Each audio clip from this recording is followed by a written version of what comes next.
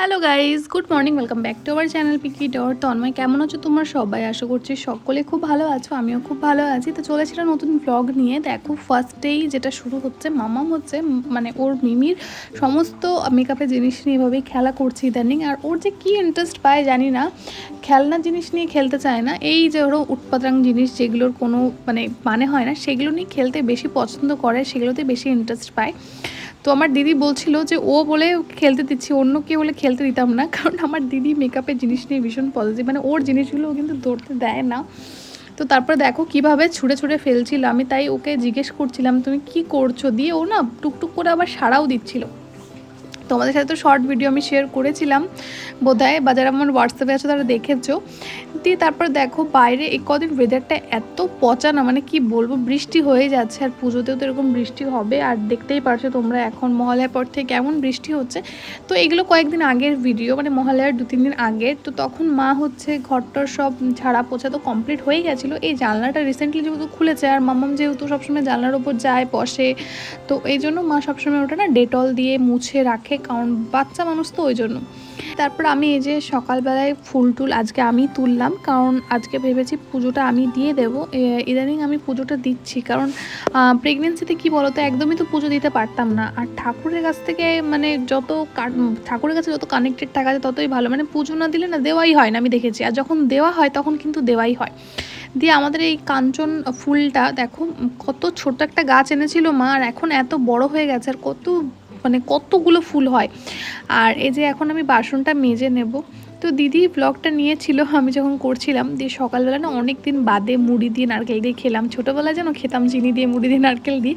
তোমরা কারা কারা খেতে বলতো? তখন তারা তো জাঙ্ক ফুড, বাইরের ফুড কেউ খেতো না, এগুলোই ছিল মানে একটা আলাদাই তৃপ্তির, আলাদা ভালো লাগা। তো অনেক দিন পরে খেয়ে ভীষণ ভালো লাগলো। দিয়ে মামামকে সকালের ব্রেকফাস্ট করিয়ে দেওয়া হলো। ওর জন্য বেসিক্যালি সকালবেলায় না আপেল সেদ্ধই থাকে। দিয়ে তারপরে অনেক দিন বাদেও আজকে ওর অয়েল ম্যাসাজিং হচ্ছিল, যেহেতু ওর মাঝে র্যাশ হয়েছিল, ডক্টর একদম বারণ করেছিল ওকে কোনো রকম কোনো অয়েল ম্যাসাজ করতে। দিয়ে তারপরে সেদিন রান্না হয়েছিল পনির, আর কি একটা রান্না হয়েছিল, তো আমি শুধুমাত্র পনির দিয়েই খেয়েছিলাম, কারণ আমি এখন অত কিছু দিয়ে খাই না, যেহেতু অল্প খাই, সেহেতু একটা জিনিস দিয়ে খাবারই চেষ্টা করি।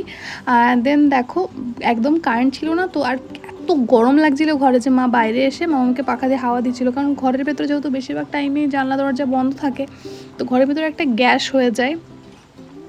আর যেহেতু মশার কয়েল লাগিয়েছিল তখন, সেজন্য বাইরে ছিলাম আমরা।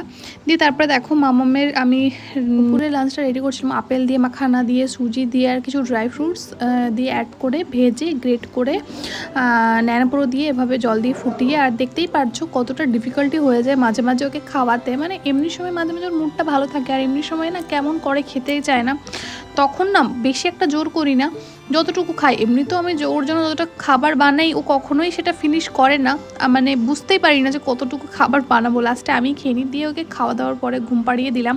মাও একটু শুয়েছিল যখন কারেন্ট এসেছিলো, আর ও অনেকটা রিল্যাক্স ফিল করছিল, কারেন্ট না সত্ত্বেও ঘুমোচ্ছিল না। দিয়ে আমি অনেকদিন বাজার থেকে একটু ড্রাই ফ্রুটস খেলাম, মানে লাস্ট ও হওয়ার আগেই খেয়েছি, তারপরে আমার একদম ইচ্ছা করতো না, বাট আজকে কি মনে হয়েছে, মনে হলো একটু ড্রাই ফ্রুটস খাই।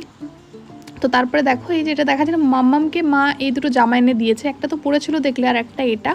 আরও টুকিটাকি কিছু কেনাকাটা করেছে, ভাবলাম তোমাদের সাথে শেয়ার করি। এই বেড ছাড়ার যে ঝাঁটাগুলো হয় সেগুলো, তারপরে ফ্রিজের ওপরে ঢাকা, আর এটা হচ্ছে বেসিনের পাশে যেহেতু টাওয়েল রাখবে তাই হ্যাঙ্গার দিয়ে, এই যে একটা টেবিল ক্লথ, মানে পুজোর আগে এগুলো টুকিটাকি কেনাকাটা ছিল মায়ের। তো ভাবলাম কেননা তোমাদের সাথে শেয়ার করে। দিয়ে এই অয়েল রাখার কন্টেনারগুলো, অনেক কিছুই করেছিল। দিয়ে মা আবার মামামের জন্য ক্লিপ নিয়ে এসেছিলো অনেকগুলো, কারণ মা জানে যে ওর ইয়েলো কালার, রেড কালারের ক্লিপ নেই, তো মা অনেক রকম ক্লিপ নিয়ে এসেছিলো, আর সবগুলো ভীষণ কিউট দেখো। আর একটা তো সেম সেম নিয়ে এসেছে।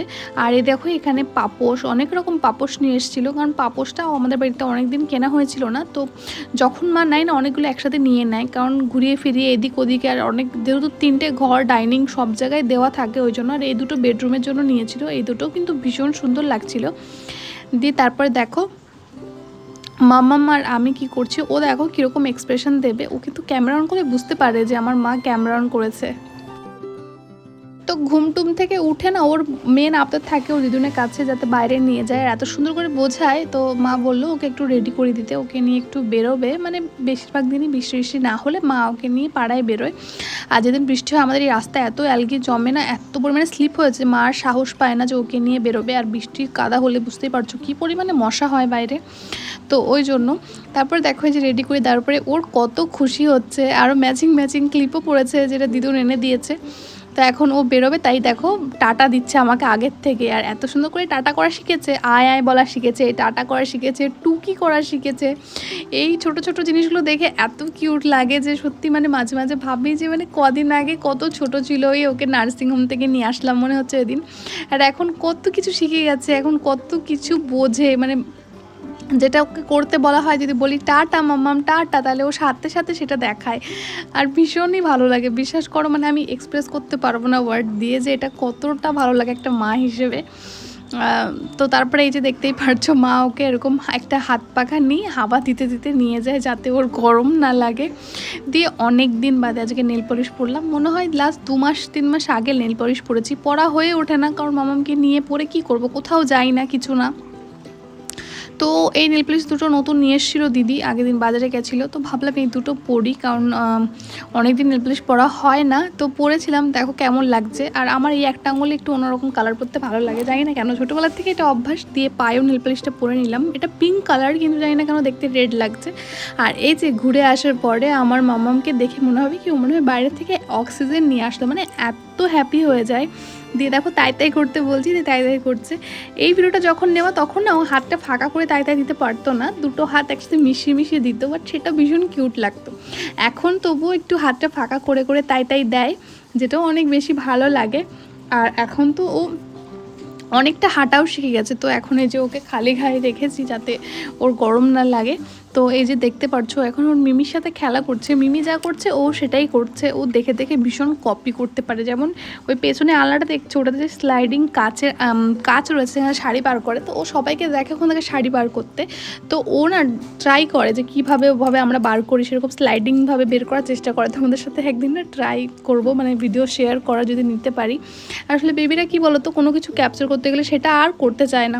দিয়ে বিকালবেলা এই যে একটা সিঙ্গাড়া খেলাম, দিয়ে তারপরে এই যে এখন রান্না বান্না হচ্ছে। তো মামামের জন্য আমি এদিকে ডিনার বানাচ্ছিলাম, খিচুড়ি ডালিয়া বানাচ্ছিলাম, আর ওইদিকে দিদি চিকেন বানাচ্ছিল। দিয়ে খাওয়া দাওয়া কমপ্লিট করে যে এখন ঘুমোতে যাব, তখন ভাই এসে রেগুলার ঘুমানোর আগে ওকে মানে খেলা করাবে, ওর সাথে খেলা করবে। আর এদিনকে তো মানে ভীষণই খেলা করছিল মাম্মাম, ভীষণ খুশি হচ্ছিল, কারণ এই মশারি নিয়ে ও যখন ছোট ছিল তখন ভীষণ খেলতো, কিন্তু বড় হওয়ার পর অতটা খেলে না। তো তারপরে কি ঘুমিয়ে পড়লাম নেক্সট দিন। তো তারপরে একদিন ব্লগ নেওয়া হয়নি। দেন মামামের একটা মিমি আসার কথা ছিল, তো আমার ফ্রেন্ড, ওকে তো চেনো, কিন্তু অনেক দিন ওর সাথে আমার দেখা হয় না। মামাম হওয়ার আগে মানে ও যখন পেটে ছিল তখন এসেছিলো, আমার স্বাদে এসেছিলো, কিন্তু তারপরে ওরও আসার সুযোগ হয়ে ওঠেনি। তো অনেক দিন বাদে ওকে দেখলাম, পুচকুটাকে দেখলাম, ও অনেকটা বড় হয়ে গেছে। আর মামাম দেখো ওকে আদর করছে বলে ভাবছে মা কাকে আদর করছে, ও কোলে উঠবে সেরকম করছে। তো তাই ভাবছিলাম যে মানে বাচ্চাদেরকে এই দেখি ছোটো, আর মানে কি তাড়াতাড়ি এরা বড় হয়ে যায় না, তাই আমি দুজনকেই কোলে নেওয়ার চেষ্টা করছিলাম। দেখো আমার মামামের কিন্তু কোনো জেলেসি নেই, ও আবার ওই ভাইটাকে মানে ধরবে, মানে ওর তো দাদা হয়, সেরকম করছিল। তো দেখতে পার ওই মনাটা বলছে ওর মা বাড়ি যাব, মা বাড়ি যাব, মানে ও তো চিনতে পারছে না যেহেতু এতদিন পরে এসেছে। আগে যখন ছোট ছিল তখন ও মানে তখন তো কিছু বলতে পারতো না, কিছুক্ষণ যাওয়ার পরে ও মানে মিশে গেছিলো, তখন খেলা করছিল, বনুর সাথে খেলা করছিল। আর মাম্মাম তো অ্যাডভান্স, মানে ওর কোনো ভয় নেই, কিছু নেই। আর ও আমি জানি না কেন ও কারোর কোলে সেরকমভাবে যায় না, কিন্তু আমার এই বান্ধবীর কোলেও গেছিলো। তো দেখতেই পারছো, তোমার সাথে ব্লগটা এই জন্য শেয়ার করলাম, কারণ ওই দিনকে আমার কোনো ব্লগ মানে হচ্ছিল না, মানে করছিলাম না। তবে বিকাল ভাবলাম ব্লগটা করে রাখলে স্মৃতিটা থাকবে। তো ও আবার মামামের জন্য না ড্রেস নিয়ে এসছে, মানে কি বলবো, আমি সবাইকে বারণ করি তবুও কেউ আমার কথা শোনে না। তো এখানে দেখতে পাচ্ছ যে মানে মা ওকে কোলে নিয়েছে মনাটাকে, তাই আমার মামা আবার ওই কাছে গিয়ে ধরতে যাচ্ছে ওকে। তারপরে ওরা দুজনে মিলে খেলা করছে দেখো, তাই ভাবলাম এই মোমেন্টটাকে একটু তুলে রাখি। দেখতেই পারছো দুজনে মিলে খেলা করছে। আর তারপরে এই যে আমার ফ্রেন্ড এখন চলে যাবে, তো ভাবলাম একটু ছবি তুলি একসাথে, কারণ সেই ছোটোবেলার বান্ধবী, কখনো ভাবিনি একসাথে স্কুলে যেতাম, পড়তে যেতাম, যে একটা ফ্রেমে এরকমভাবে আসবো যেখানে ওর বেবি থাকবে, আমার বেবি থাকবে। তো তাই ভাবলাম এই একটা মুহূর্তকে অবশ্যই তুলে রাখা যায়। যায়। আর আমার অনেকগুলোই ফ্রেন্ড আছে যাদের বিয়ে হয়ে গেছে অ্যান্ড বেবিও হয়ে গেছে। লাস্ট মনে হয় আমার বেবি হয়েছে যারা আমরা মিশতাম। তো এখানে দেখতে পাচ্ছ ও মোহরকে কোলে নিয়েছে আর আমি হচ্ছে অর্ককে কোলে নিয়েছি, নিয়ে আমরা ছবি তুললাম। আর মাম্মামের এক্সপ্রেশন দেখো, মানে ও দেখছে যে কি বলছে কি করছে, মুখে আঙুল দেওয়া শিখেছে এখন, কারণ ওর উপরে দাঁত উঠছে ঠেলে, তো সবসময় না আঙুলটা চিবোতে থাকে, বোধহয় ওর রিল্যাক্স ফিল হয় ওই জন্য। তারপরে এই যে দেখতে পাচ্ছ বান্ধবীটা চলে গেল, দেন এই যে মাম্মাম এখন ওর দিদুনের সাথে খেলা করছে। আর এখানে মা পুতুলটাকে নিয়ে যা যা করছে ও সেম সেম জিনিস কপি করছে দেখো।